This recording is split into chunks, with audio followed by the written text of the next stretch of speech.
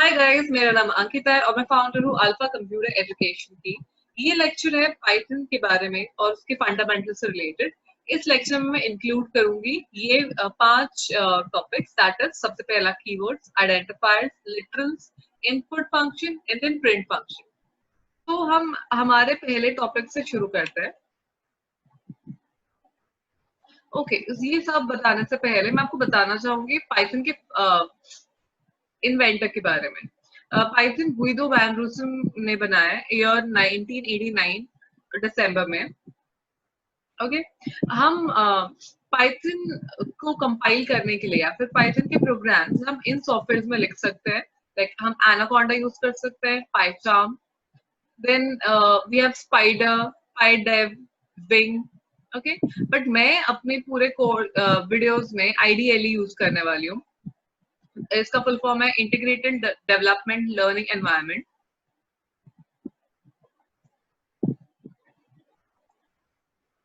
ठीक है, तो हम अपने पहले टॉपिक दैट इज कीवर्ड से चालू करते हैं। तो कीवर्ड्स के बारे में अगर एक इजी लैंग्वेज में, एक लेमैन की भाषा में अगर कहें तो जैसे अगर हम कोई भी लैंग्वेज सीखते हैं, जैसे हम इंग्लिश, हिंदी, तमिल, तेलुगु, कोई भी लैंग्वेज सीखते हैं, सबसे पहले हम क्या सीखते हैं, उनके जो वर्ड्स होते हैं, छोटे छोटे वर्ड्स, फिर हम उसे सेंटेंसेस फ्रेम करते हैं। ओके, तो हमें हमेशा एक डिक्शनरी दी जाती है, राइट, जिसमें वर्ड्स होते हैं, उनके मीनिंग्स होते हैं। तो उसी तरह पाइथन के अपने खुद के वर्ड्स है जो पाइथन के इन्वेंटर गुइदो वैन रूसन ने बनाए हैं। तो ये वो सारे वर्ड्स है जो हम कोडिंग करते वक्त हम इसको इनको यूज करके एक प्रोग्राम बनाएंगे। ओके, सो पाइथन को हम कह सकते हैं ये सारे प्री डिफाइंड वर्ड्स है जो which have special meaning to the compiler. ये सारे प्री डिफाइंड वर्ड्स है, तो हर वर्ड का अपना एक मतलब उससे अटैच्ड है। और हम कोडिंग सीखते सीखते वील बी लर्निंग कि हर वर्ड का मतलब क्या है। अगर आप कोई और प्रोग्रामिंग लैंग्वेज पहले सीख चुके हैं तो आप इनमें से काफी सारे वर्ड से फेमिलियर होंगे, जैसे कि class, break, continue, for, while, try, return. Okay, तो पाइथन अपने बहुत सारे कीवर्ड शेयर करता है बाकी लैंग्वेजेस से, और यट इनके कुछ न्यू कीवर्ड्स भी है इसमें। ओके, ठीक है। तो जैसे मैंने कहा कि इन सब वर्ड्स का एक प्री डिफाइंड मीनिंग है कंपाइलर से। अगर आप अनअवेयर हो तो मैं आपको इस बारे में बताना चाहिए कंपाइलर होता क्या है। कंपाइलर बेसिकली हमारे पाइथन फाइल को कन्वर्ट करता है बाइनरी फाइल में। ओके, तो कंपाइलर या फिर इंटरप्रेटर बेसिकली उसका वर्क होता है बाइनरी में कन्वर्ट करना। क्योंकि जैसे आपको पता होगा कि कंप्यूटर को एक्चुअली पाइथन समझ नहीं आता, सो पाइथन बेसिकली कंपाइल या इंटरप्रेट होता है बाइनरी फाइल में। तो कंपाइलर इज द वन जो ये कन्वर्जन करेगा। ओके, तो अब हम जाते हैं आइडेंटिफायर्स की तरफ। आइडेंटिफायर्स क्या होता है? अब जैसे मैंने कहा कीवर्ड वो सारे वर्ड्स है जो ऑलरेडी गुइदो वैन रूसन ने बना दिए हैं, जिनको ऑलरेडी मीनिंग दिया हुआ है, और हम पूरे कोर्स के दौरान हर एक वर्ड का मतलब सीखेंगे, कब यूज करना है, कैसे यूज करना है, वो सीखेंगे। ओके, हैविंग सेड दैट, अब हमारे पास ये भी फ्रीडम है कि हम अपने खुद के वर्ड्स भी बना सकते हैं। ओके, तो जो भी वर्ड्स जो हम एज कोडर्स बनाने वाले हैं, ओके, जैसे कि आप a इक्वल्स टू 10। ओके, तो ये जो नाम जो दिया मैंने इस वेरिएबल को, ये मैंने दिया है, राइट। तो जो सारे नाम जो मैं एज कोडर देने वाली हूँ, वेरिएबल्स, फंक्शंस और क्लासेस को, उनको कहेंगे आइडेंटिफायर। तो इस एग्जांपल में basically a is an identifier. Okay, तो ये सारे नाम जो हम देते हैं उन्हें आइडेंटिफायर कहते हैं। हैविंग सेड दैट, उनमें कुछ फ्यू रूल्स है that we need to follow. That is identifier can not start with a number. तो जब भी हम एक आइडेंटिफायर लिखते हैं, जैसे कि सपोज मैंने लिख दिया 1 A B C equals to 3056। Okay, तो मैंने जो ये वेरिएबल को नाम दिया है, इसकी शुरुआत में नंबर नहीं आ सकता। आप फर्स्ट कैरेक्टर के अलावा नंबर कहीं भी डाल सकते हैं, उसमें कोई प्रॉब्लम नहीं है, बट आपका आइडेंटिफायर नंबर से स्टार्ट नहीं होना चाहिए। Okay, that was the first rule. The second rule states that we cannot have a keyword as an identifier. That is, अगर आप keywords की लिस्ट में से देखें तो जैसे कि if एक keyword है, तो अगर हमने इफ को यूज कर लिया एज अ आइडेंटिफायर तो हमें एरर आएगा फॉर ऑब्वियस रीजंस कि उसको ऑलरेडी मीनिंग दे दिया है। जैसे कि हिंदी या इंग्लिश में वर्ड्स को ऑलरेडी मीनिंग दे दिया है, तो जिस वर्ड को आप ऑलरेडी मीनिंग दे दिया है आप उसको बदल नहीं सकते। तो इसलिए हम कीवर्ड्स को हमारे वेरिएबल्स के नाम में यूज नहीं कर सकते। The next rule states that we cannot have spaces while naming. तो जब भी आप किसी वेरिएबल को नाम दे रहे होंगे तो उसमें आप बीच में स्पेसेस यूज नहीं कर सकते। Okay. Last rule is that we cannot have special symbols.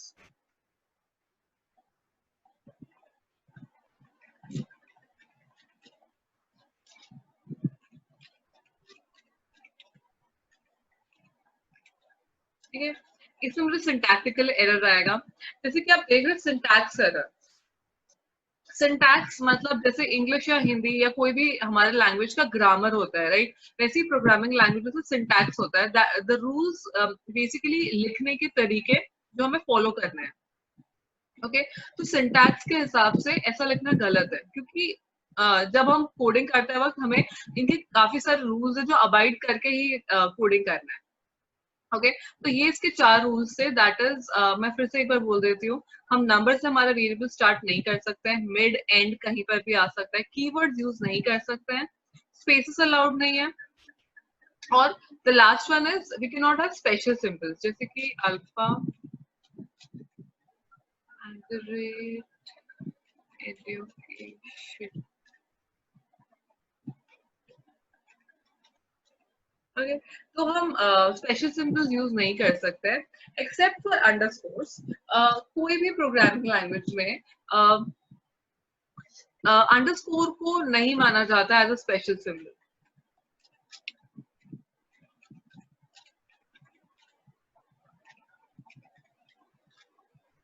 Okay, तो अगर आपके पास कोई ऐसा वर्ड है जो 2 हिस्सों में है और आप उसको कंबाइन करके लिखना नहीं चाहते हैं तो आप अंडरस्कोर यूज कर सकते हैं। ओके, तो अब हम बढ़ते हैं हमारे नेक्स्ट टॉपिक की तरफ, दैट इज लिटरल्स। लिटरल्स का बेसिक मतलब होता है कॉन्स्टेंट्स। एज इन, जैसे कि अब मैंने आपको बताया a इक्वल्स टू 10।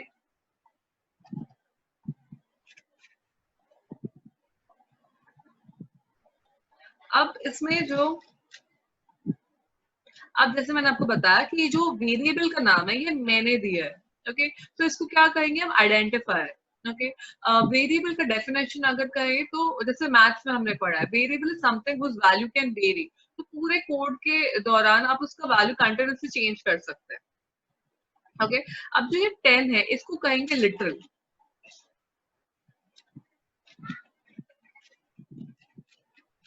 ओके, ये बेसिकली लिटरल्स है। लिटरल्स बेसिकली अब या फिर इनको कह सकते हैं ये कॉन्स्टेंट्स है, जैसे हमें मैथ्स में कॉन्स्टेंट्स होते थे, बिल्कुल उसी तरह। ओके, तो लिटरल्स में कैटेगराइजेशन है। सबसे पहला कैटेगरी है that is integer literals.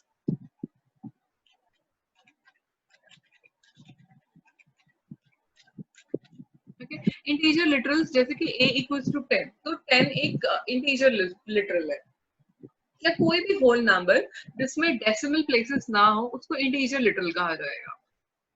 Then we have floating point literals, ये डेसिमल लिटरल्स। अब सपोज मैंने लिखा a इक्वल्स टू 12.8, तो ये एक फ्लोटिंग पॉइंट या फिर डेसिमल लिटरल है।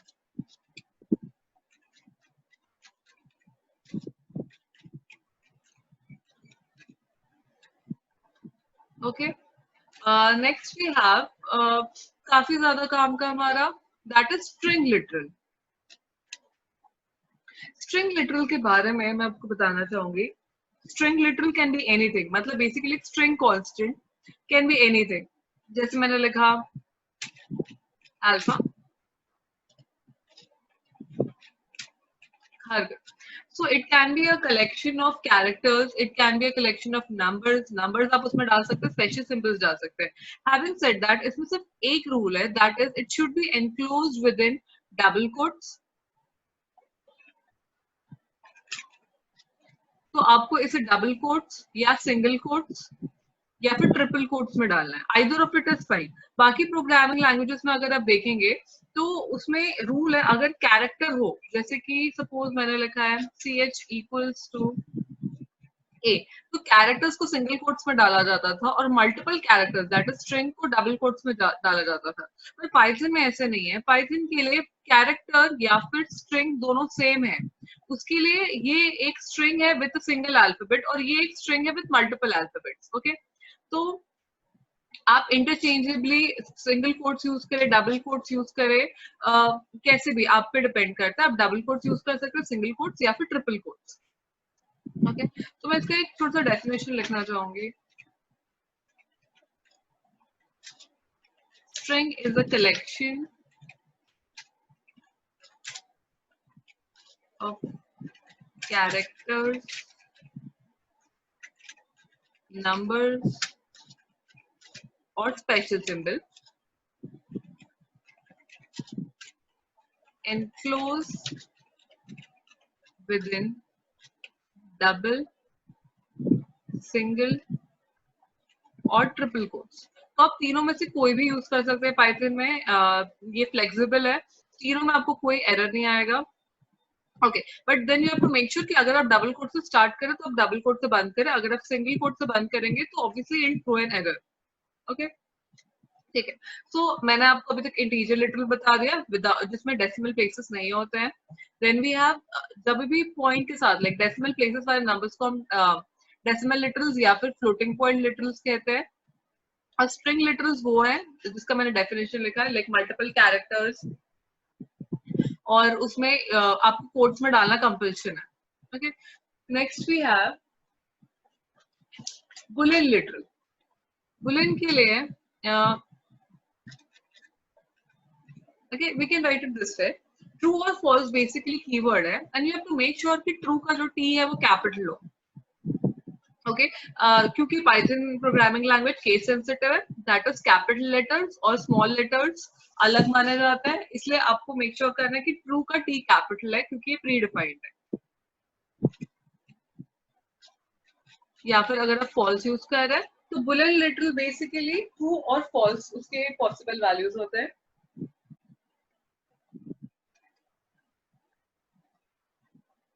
And the last one is none with a capital N. Okay, so we are done with literals. मैंने आपको अभी दैट इज मैं आपके साथ बताया कि ये मेरा आइडेंटिफायर है, that is my variable name जो मैंने दिया, और ये सारे टाइप्स ऑफ कॉन्स्टेंट्स हैं जो हम कोडिंग के टाइम यूज करेंगे। नेक्स्ट वील मूव टू कि पाइथन में इनपुट लेना कैसे है comparatively like as compare to other programming languages. इसका इनपुट लेने का वे इज क्वाइट इजी। जैसे सपोज आपको एज इनपुट लेना है तो it will like as equals to input function. Input function एक प्रीडिफाइंड फंक्शन, जैसे देखेंगे इसका कलर चेंज हो गया, तो जो भी प्रीडिफाइंड कलर प्रीडिफाइंड फंक्शन है वो इस कलर में आपको दिखाई देंगे। And then you can type a message कि आप यूजर को क्या बोलना चाहते हैं, उसे क्या एंटर करना है।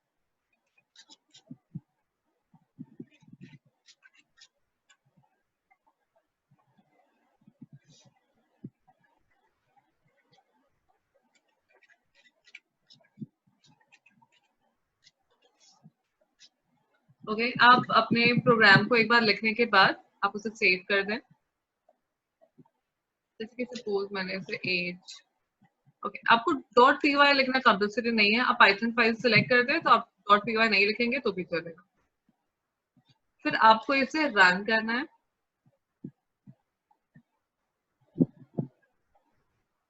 ओके, वो आपको आप हमसे हमारी एज मांगता है।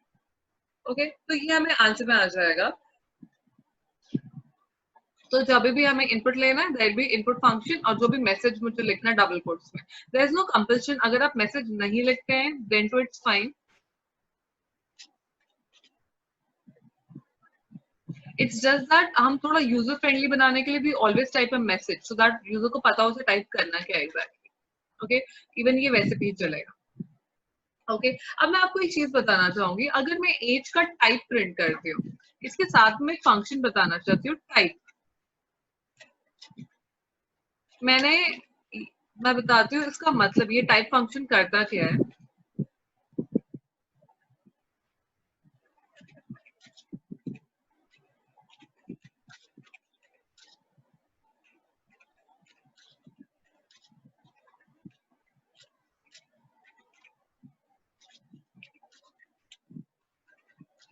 ओके, ये हमें बताता है कि जो वेरिएबल लिखा है या फिर जो भी आप कांस्टेंट लिख रहे हो उसका टाइप क्या है। अभी जस्ट हमने डिस्कस किया था कि उसके टाइप्स होते हैं इंटीजर, स्ट्रिंग, डेसिमल, बुलियन या फिर नन। तो ये फंक्शन हमें बताता है उसका टाइप क्या होगा।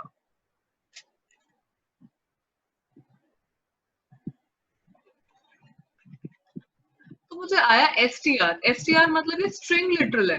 दैट इज, जब मैं इनपुट ले रही हूँ तो ये स्ट्रिंग फॉर्मेट में आ जा रहा है। ओके, तो ऑब्वियसली क्योंकि मैं इसके साथ, जैसे कि सपोज अगर मैं इस एज को बढ़ाना चाहती हूँ,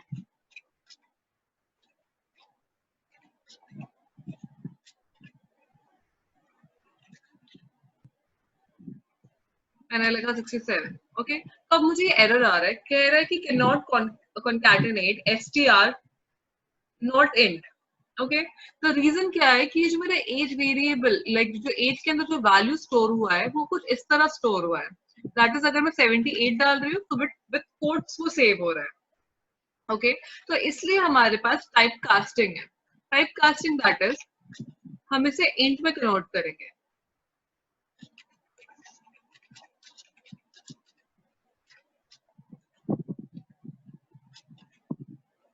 okay, so the default literal जो हम इनपुट लेते वक्त होता है, अगर हम यहाँ पे टाइप कास्टिंग ना करें तो वो स्ट्रिंग फॉर्मेट में होता है।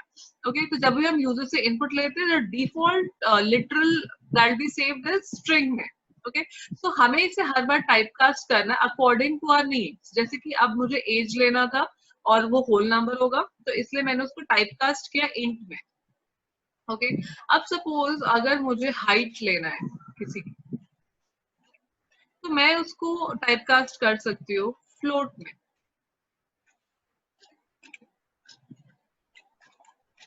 जैसे मैंने आपको बताया, अगर आप टाइप कास्ट नहीं करते हैं तो बाय डिफॉल्ट वो क्या करेगा, वो ले लेगा स्ट्रिंग फॉर्मेट में, और ऑब्वियसली आपके जो आगे के कैलकुलेशन होंगे उसमें आपको प्रॉब्लम होगा, क्योंकि वो स्ट्रिंग में स्टोर्ड होगा, ना कि इंटीजर या फिर फ्लोट में। तो आप उसके साथ मैथमेटिकल ऑपरेशन परफॉर्म नहीं कर सकते, वो स्ट्रिंग के वे में बिहेव करेगा।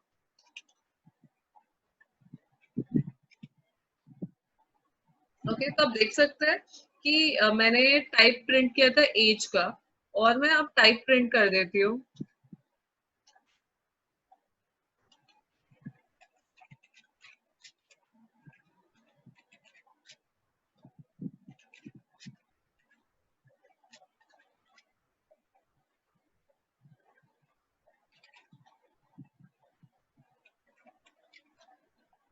ओके, तो टाइप फंक्शन दोनों लिटरल्स का ये बता रहा है टाइप कौन सा है, तो एक इंटीजर फॉर्मेट में और एक फ्लोट फॉर्मेट में। तो आप हमेशा याद रखिए, आप जब भी इनपुट ले रहे हैं, और आपको पहले सोचना है कि वो कौन से फॉर्मेट में आपको चाहिए, स्ट्रिंग होना चाहिए, इंटीजर होना चाहिए, फ्लोट। तो आपको इनपुट लेते वक्त you have to make sure कि आपको टाइप कास्टिंग जरूर करें। ओके, ये टाइप कास्टिंग के लिए ये जो फंक्शन हम इंट यूज कर रहे हैं, हम यहाँ पे राउंड ब्रैकेट यूज कर रहे हैं। उसके बाद फिर हम इनपुट लिखते हैं, then we type our message whatever we have to type. उसके बाद फिर हम एक ब्रैकेट बंद करते हैं वो इनपुट फंक्शन का, फिर हम इंट का टाइप कास्टिंग का ये बंद करते हैं। तो इस तरह आपको ब्रैकेट्स पे ध्यान देना है। काफी बार you know we mistake it by एक ही राउंड ब्रैकेट हम बंद करते हैं। मेक श्योर करें कि आप दोनों चालू करें, क्योंकि यहाँ पे ये एक है, ये सेकेंड बार, तो आपको दोनों ब्रैकेट्स बंद करना है। Okay, right. मैं आपको फिर से अब एक ब्रीफ देना चाहूंगी प्रिंट फंक्शन के बारे में, जो मैंने यूज कर लिया पर बताया नहीं था।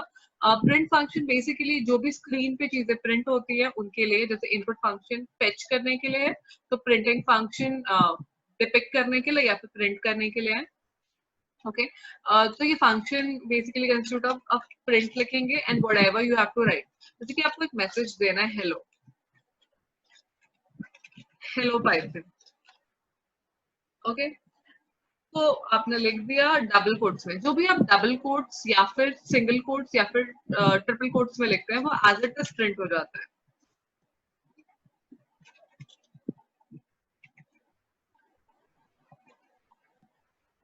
ओके, तो आपको जब भी एक मैसेज पास करना है आपको डबल कोट्स में लिखना है।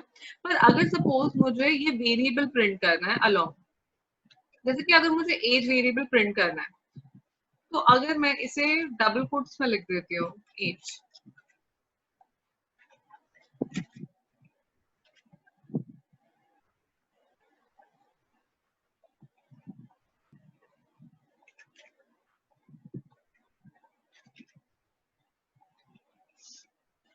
ओके तो वो एज लिख कर आ रहा है, that is as it is as print हो गया, पर मुझे एज का वैल्यू नहीं मिला।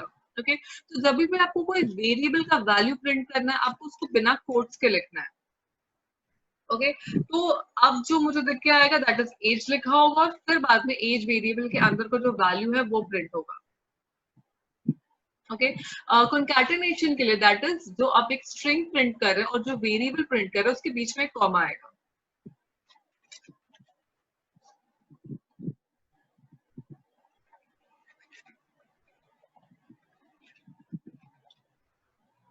ओके इस तरह वो प्रिंट होगा।